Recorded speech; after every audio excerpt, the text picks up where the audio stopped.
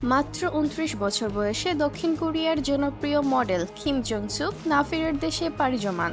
তার হঠাৎ মৃত্যুর খবর শুনে শোকস্তব্ধ হয়ে পড়ে ভক্তরা। তবে দুঃখজনকভাবে এই ঘটনাকে ঘিরে ছড়াতে থাকে নানা বিভ্রান্তিকর গুজব, যার কোনোটারই সঠিক প্রমাণ নেই। সম্প্রতি দক্ষিণ কোরিয়ার কিয়ংগি ডোরহানায় এক যুবকের আত্মহত্যার ঘটনার সঙ্গে কোনো সত্যতা ছাড়াই কিম জং সুকের নাম জড়ানো হয়। এই ভিত্তিহীন তথ্য সোশ্যাল মিডিয়ায় ছড়িয়ে পড়লে কিমের পরিবার কঠোর প্রতিবাদ জানায় এবং বলেন, আমাদের দুঃসময়ে গুজব ছড়িয়ে আমাদের কষ্ট বাড়াবেন না। প্রয়োজনে আমরা মৃত্যুর আগে কিমের কথোপকথন ও পুলিশের অফিসিয়াল রেকর্ড প্রকাশ করতে প্রস্তুত।